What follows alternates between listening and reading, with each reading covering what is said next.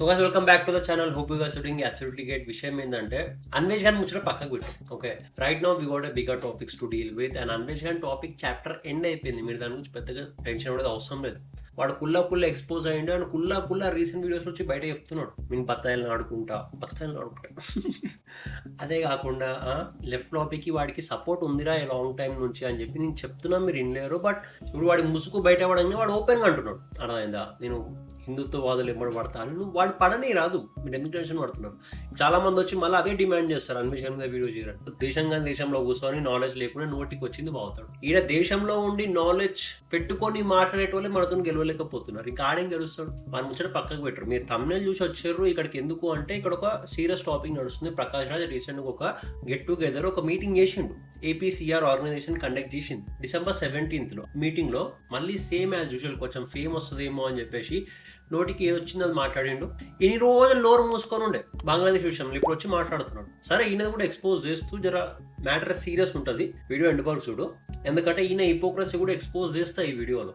Okay, so let start the video. And setup జర change చేసినాం, మంచిగా ఉందా కింద కమెంట్.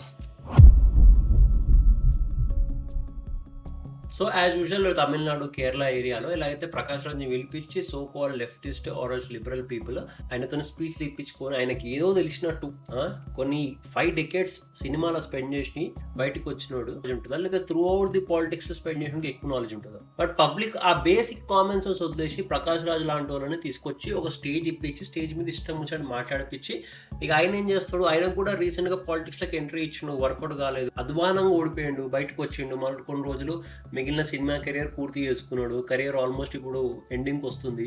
ఇప్పుడు పాలిటిక్స్లోకి ఎంట్రీ ఇద్దామని చెప్పి మళ్ళీ మాట్లాడుతున్నాడు. And as usual Prakash Raj play చేసే టాక్టిక్ కూడా minority appeasement politics, vote bank politics, right wing ఏదో అన్యాయం చేసేస్తుంది, ప్రజెంట్ రూలింగ్ గవర్నమెంట్ ఏదో అన్యాయం చేసేస్తుంది, ఇండియా కాన్స్టిట్యూషన్తో ఆడుకుంటుంది, ఇండియా జ్యుడిషియరీ సిస్టమ్తో ఆడుకుంటుంది, ఇక అన్నీ అవే విక్టింగ్ కార్డ్ మాటలు. ఓకే, అండ్ రీసెంట్గా బంగ్లాదేశ్ మీద అయినా, బంగ్లాదేశ్లో హిందూస్ మీద అయిన పరిస్థితి గురించి మాట్లాడిందే లేదు. నోరు మూసుకుని అరే మనం ఈ విషయంలో మాట్లాడితే నేను ఇప్పుడు పాలిటిక్స్లోకి ఎంట్రీ ఇస్తున్నాను కదా, నా కెరీర్ ఇప్పుడే ఎండ్ అయిపోతుంది.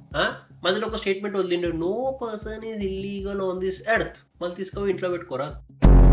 ఇప్పుడు వచ్చి ఏమంటాడు, India and Modi is preparing for the genocide of minorities, tribal people అని చెప్పేసి అందరినీ ఒక విక్టింగ్ కార్డులకి గుంజాలని ట్రై చేస్తున్నాడు. మనం అన్యాయం అయిపోతాము ఇలా రూలింగ్ లో అని చెప్పి 2-3 స్టేట్మెంట్ వదిలేడు. ఆ స్టేట్మెంట్ ఏదో మాట్లాడుతూ డీకోడ్ చేస్తూ కౌంటర్ ఇస్తూ లాస్ట్ కి హిపోక్రసీ ఎక్స్పోజ్ చేస్తా. Just wait and watch. So recent గా ఆయన స్టేట్మెంట్ ఒక మాట మాట్లాడిండు. ఏంటంటే present ruling government Indian constitution ని రిప్లేస్ చేసి మనుస్మృతి పట్టుకొస్తుంది. అంటే నోటికి ఎంత వస్తే అంత మాట, నోటికి ఎంత వస్తుంది అన్నమాట. ఎందుకు అట్లా మాట్లాడతారంటే అపీజన్ పాలిటిక్స్, వాళ్ళని మెప్పించాలి కదా. ఈయనకంటూ ఇప్పుడు మళ్ళీ పాలిటిక్స్ లోకి ఎంట్రీ ఇస్తుంది సెకండ్ టైం. ఇప్పుడు కూడా ఓట్ బ్యాంక్ క్రియేట్ చేసుకోకపోతే పాలిటిక్స్ కెరియర్ వేస్ట్, స్టార్ట్ చేసి వేస్ట్. సో అందుకని వాళ్ళని అపీజ్మెంట్ చేయడానికి ప్రజెంట్ రూలింగ్ గవర్నమెంట్ కాన్స్టిట్యూషన్ ని తీసేసి మనుస్మృతిని పట్టుకొస్తుందంట. కాన్స్టిట్యూషన్ ని multiple times to the limit change చేసింది ఎవరు? ఆల్మోస్ట్ 70+ టైమ్స్ చేంజ్ చేసిన కాంగ్రెస్ గవర్నమెంట్. మళ్ళీ అప్పుడు ప్రకాష్ రాజ్ నోరు లోపలేదే, అరే సారీ సినిమాలలో బిజీ ఉన్నట్టు. కాన్స్టిట్యూషన్ ని ఓవర్ పాడు చేస్తున్న జస్ట్ ఎగ్జాంపుల్ చెప్తా. 1975 ఎమర్జెన్సీ చూసుకోరా, అది కాన్స్టిట్యూషన్ కి పక్కా విరుద్ధం.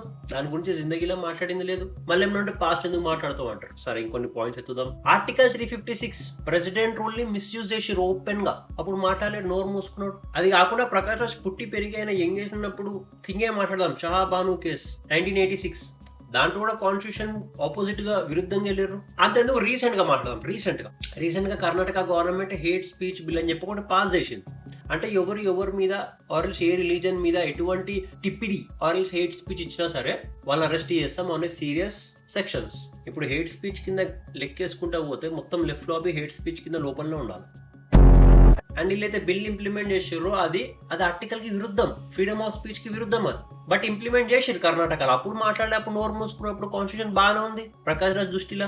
అదే కాదు, ఇప్పుడు అదే బిల్ తెలంగాణ కూడా ఇంప్లిమెంట్ చేస్తారు. చేసుకోర్రి. బట్ అరెస్ట్ చేసేటప్పుడు వాళ్ళ పీపుల్ అరెస్ట్ అవుతే అడ్డం పడదు. రూల్ ఈజ్ రూల్, అందరికి ఒకటే రూల్.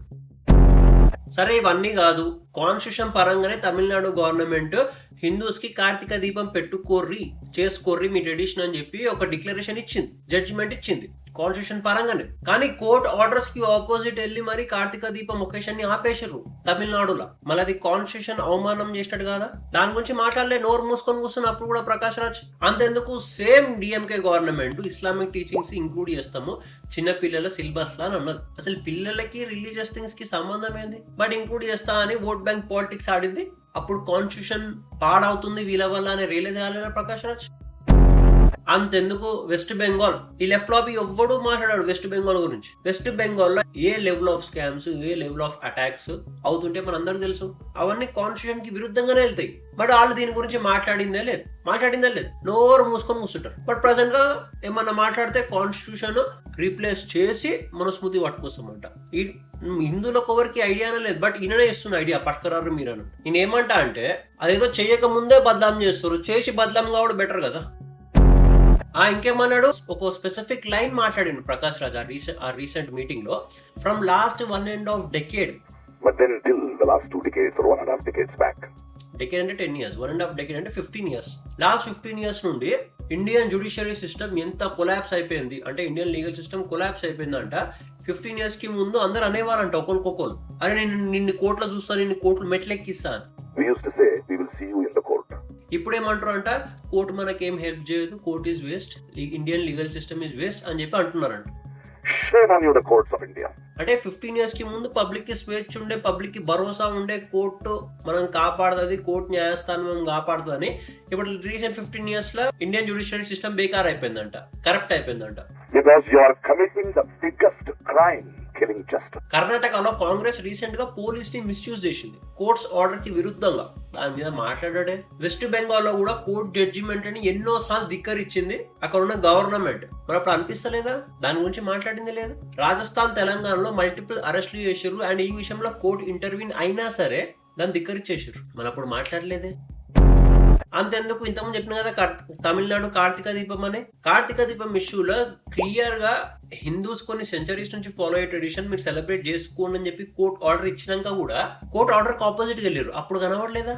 ఆపోజిట్ వెళ్ళడమే కాకుండా అక్కడ జడ్జిని తీసేయండి అని చెప్పి 107 MPs పోయి లెటర్ ఇస్తారు ఇండియన్ జ్యుడిషియరీ సిస్టమ్ కి, ఆ పలానా జడ్జిని తీసేయరని. ఇప్పటికీ ప్రకాష్ రాజ్ హిపోక్రసీ బయట పడి ఉండాలి. అండ్ అది కాకుండా ఇంకొన్ని మాటలు మాట్లాడు, మనము కొట్లాడాల్సింది బీజేపీని కాదు, మనం కొట్లాడాల్సింది RSS ని. Fight BJP, you have to fight the RSS.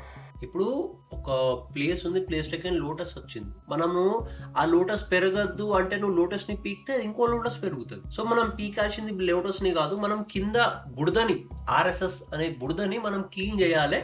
అప్పుడే మన ఇండియా బాగుపడుతుందంట. ఓపెన్ గా ఒక మాట చెప్తున్న ప్రకాష్ రాజ్ అయినా సరే, ఆర్ఎల్సీ లెఫ్ట్ లాబీ ఎంత మంది ఉన్నా సరే, RSS లో బీజేపీ జస్ట్ ఒక చిన్న పార్ట్. మీరు కరెక్ట్ గా అర్థం చేసుకుంటే మీకు అర్థమవుతుంది. దాన్ని సంఘ్ పరివార్ అంటారు. బీజేపీ పోయినా సరే RSS కి ఫరక్ పడదు. అండ్ మీరు RSS తీసేయాలని చెప్పి మీరు ఇప్పుడు అనుకుంటున్నారు, మీకంటే మీ పూర్వీకులు రూలింగ్ లో ఉండి పవర్ సత్తా ఉన్నోళ్ళు, చాలా క్రూరంగా బిహేవ్ చేసిన వాళ్ళు, ఎమర్జెన్సీ లాంటి సిచ్యువేషన్ పెట్టి RSS ని బ్యాన్ చేయాలనుకున్న వాళ్ళు ఇప్పుడు చేయలేకపోయారు.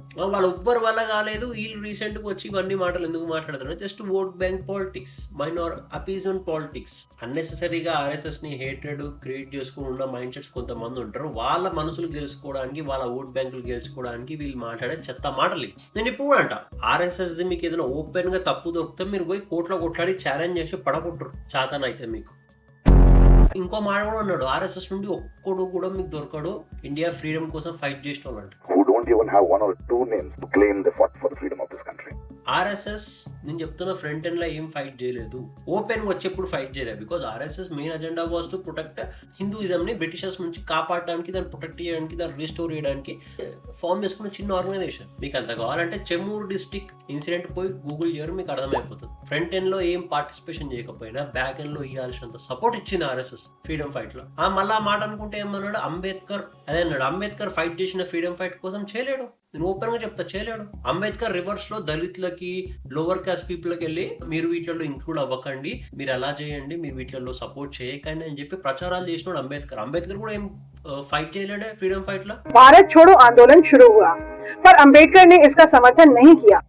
ఈ ప్రకాష్ రాజు ఎన్నో ఫిలింలలో యాక్టింగ్ చేసి ఎంతో పెద్ద ఇమేజ్, ఇతను ఏం మాట్లాడినా ఆలోచించి మాట్లాడతాడేమో అని అనుకుంటారు నార్మల్ పీపుల్. బట్ ఈయన సెల్ఫిష్, అమ్ముడు పోయిండు, అబద్ధాలు మాట్లాడుతాడు, నార్మల్ పీపుల్ కి ఎట్లా రియలైజ్ అవుతారు? కొందరు ఇమేజ్ మంచిగా ఉంది ఫ్రంట్ ఫార్వర్డ్ అంటే కథ వాళ్ళ మాటలు నమ్మేస్తారు పబ్లిక్, అంత అమాయకులు ఉన్నారు. కానీ ఈ ఫ్రంట్ ఇమేజ్ ఇట్లా పెట్టుకొని బ్యాక్ ఎండ్ వాళ్ళ ఇంటెన్షన్ ఏంది మీకు ఇప్పుడు మా లాంటి వాళ్ళు చెప్తే గానీ మీకు అర్థం కాదు.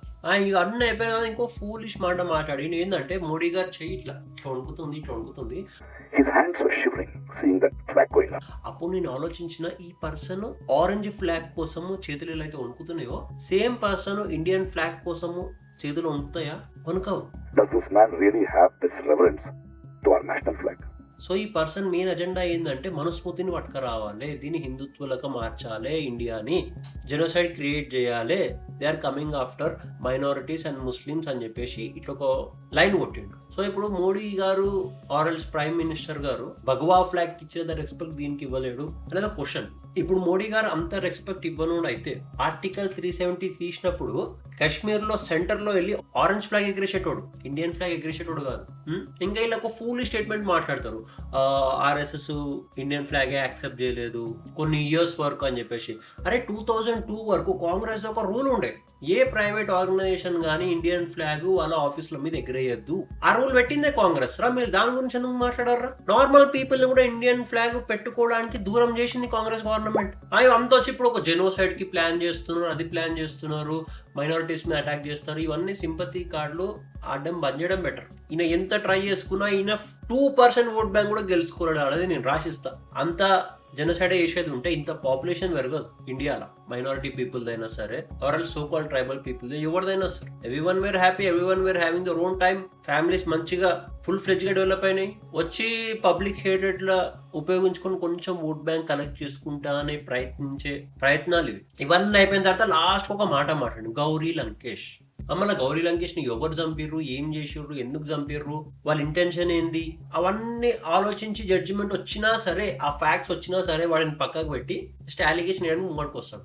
సరే గౌరీ లంకేష్ ఒక్క ఆమె చనిపోయింది ఈ సో కాల్డ్ ఎక్స్ట్రీమిస్ట్లతో అంటే, మళ్ళీ చాలా మంది వేరే వాళ్ళు కూడా చనిపోయారే. కేరళలో 2016 నుంచి 2021 వరకు అక్కడ ఉన్న ఆర్ఎస్ఎస్ బీజేపీ కార్యకర్తలను చంపేసిర్రు. District of Kannur in North Kerala after the brutal murder of a BJP political worker allegedly by a CPM hit squad. చాలా మంది మళ్ళీ దాని గురించి మాట్లాడకుండా నోరు మూసుకొని కూర్చున్న టైంలో అండ్ ఈ కిల్లింగ్స్ ని, ఈ మర్డర్స్ ని కేరళ కోర్టు కూడా యాక్సెప్ట్ చేసింది, వీళ్ళు మర్డర్స్ చేసిర్రు, వీళ్ళు క్రైమ్ చేసిర్రు. బట్ ఆ టైంలో ప్రకాష్ రాజ్ ఎటువంటి ప్రెస్ కాన్ఫరెన్స్ లు పెట్టాడు, ఎటువంటి మీటింగ్ అటెండ్ కాడు, ఎటువంటి అక్నాలెడ్జ్మెంట్ చేయడు, ఎటువంటి ట్వీట్లు ఉండవు, ఎటువంటి సోషల్ మీడియా పోస్టులు ఉండవు. అప్పుడు ఈ statement Rao, democracy is in danger అని.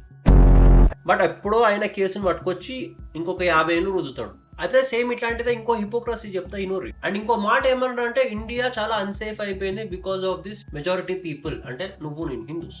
అండ్ సేమ్ అదే ప్రకాష్ రాజు బెంగాల్లో 2018 నుంచి 2021 వరకు వెస్ట్ బెంగాల్ పీపుల్ చాలా సఫర్ అయ్యారు పోస్ట్ పోల్ కిల్లింగ్ అనమాట. అంటే ఏంటంటే ఎలక్షన్స్ పోలింగ్ అవుతుంది కదా, పోలింగ్ అయినప్పుడు నువ్వు ఆపోజిషన్ పార్టీకి ఎట్లా ఓటేషన్ అని చెప్పి బయటికి గుంజుకొచ్చి చంపేసిన సిచ్యువేషన్స్ ఉన్నాయి వెస్ట్ బెంగాల్లో. ఆడపిల్లలు ఇంట్లోకి బయటకు తీసుకొచ్చి రేప్ చేసిన సిచ్యువేషన్స్ ఉన్నాయి. బీజేపీ వర్కర్స్ ఎంతో మందిని అటాక్ చేసిన సిచ్యువేషన్స్ ఉన్నాయి వెస్ట్ బెంగాల్.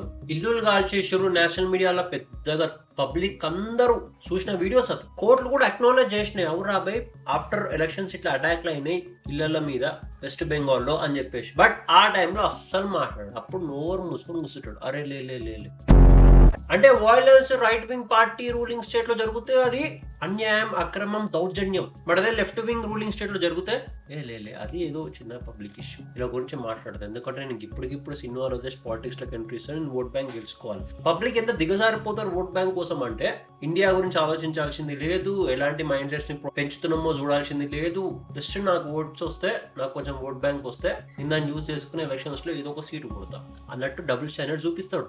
సో ఇలాంటి హిపోక్రసీ ఎగ్జాంపుల్స్ చాలా ఉన్నాయి చెప్పుకుంటూ పోతే ప్రకాష్ రాజు. బట్ ఏంటంటే ఇక ఆయన ఓన్ కెరియర్ బిల్డ్ చేసుకోవాలి, పాలిటిక్స్ ఎట్లనో అట్లా. ఆయన కన్నా చిన్నోడైన పవన్ కళ్యాణ్ DCM అయ్యిండు, డిప్యూటీ చీఫ్ మినిస్టర్ అయ్యిండు. అండ్ ఇప్పుడు నేను ఎలాగో అలా పాలిటిక్స్ లో నేను పొజిషన్ సంపాదించాలి అనే డెస్పరేషన్ తోటి అపీజెంట్ పాలిటిక్స్ ఆడని ట్రై చేస్తాను. బట్ జస్ట్ ఒక చిన్న అడ్వైస్, మీరు ఎంత అపీజెంట్ పాలిటిక్స్ ఆడుకున్నా సరే, ఎంత మెప్పించాలని చెప్పి మాట్లాడినా సరే, మీకన్నా నెక్స్ట్ లెవెల్ గేమ్స్ ఆడిన లెఫ్ట్ వింగ్ పార్టీ అవుతుందో కాంగ్రెస్ పార్టీ, చాలా మంచి మంచి గేమ్లు ఆడింది అపీజన్ పాలిటిక్స్ కోసం. మీరు ఇప్పుడు చిన్నగా స్టార్ట్ చేస్తారు కానీ మీకంటే ముందు కాంగ్రెస్ పార్టీ అపీజన్ పాలిటిక్స్ ఒక రేంజ్లో ఆడింది, వేరే లెవెల్లో ఆడింది. ఎంత అపీజన్ పాలిటిక్స్ చేసిందంటే అంత అపీజన్ పాలిటిక్స్ చేసింది. బట్ ఇప్పుడు వాళ్ళ అపీజన్ పాలిటిక్స్ టాక్టిక్స్ పని చేస్తలేవు. మీరు మైనారిటీస్, ముస్లిం ఓట్ బ్యాంక్ అయితే మీరు ట్రై చేస్తున్నారో వాళ్ళు కూడా అపోజ్ ఉన్నారు. ఓవైసీ రీసెంట్ స్టేట్మెంట్ చూసుకోరాదు. अब कांग्रेस सिर्फ म्यूजियम में रहेगी इंशाअल्लाह ताला, आप देखना. మీరు ఎంత ట్రై చేసుకున్నా సరే పీపుల్ గాట్ అవేర్డ్. అరే వీళ్ళు దేశానికి నిజంగా చేసింది ఏం లేదు, మైనారిటీకి కూడా చేసింది ఏం లేదు, జస్ట్ ఓట్ల కోసమే వాడుకోరని చెప్పి వాళ్ళు కూడా రియలైజ్ అయ్యారు. అందుకే ఆ లీడర్ ఓవైసీ కూడా అంత అపోజ్ అయ్యిండు. మీరు ఇప్పుడు ఎంత ట్రై చేసుకున్నా మీరు మీకంటూ సపరేట్ ఓట్ బ్యాంక్ గెలుచుకొని పాలిటిక్స్ లో స్టేబుల్ అవుదాం మీరు అయితే అనుకుంటున్నారో అది కాని పని. ఆల్రెడీ పాస్ట్ ఓడిపోయారు, ప్రజెంట్ కూడా మళ్ళీ ఇప్పుడు ట్రై చేసినా మీరు ఓడిపోతారు. ఓపెన్ గా చెప్తారు. ఇవన్నీ ముచ్చట్లు పక్క పెడితే ఒక పర్సన్ ఇలాంటి ఇమేజ్ క్రియేట్ చేసుకుని సడన్ గా పబ్లిక్ మోడ్కి వచ్చి నేను ఏది మాట్లాడినా ఇంటెలెక్చువల్ గా మాట్లాడతా అంటే నమ్మొద్దు. వాడి ఇంటెన్షన్ ఏంది బ్యాక్ ఎండ్ లో మీరు అది ఆలోచించుకోరు. ఓకేనా? So hope you guys like this video. Please make sure to like, share, subscribe and thanks for watching. Bye.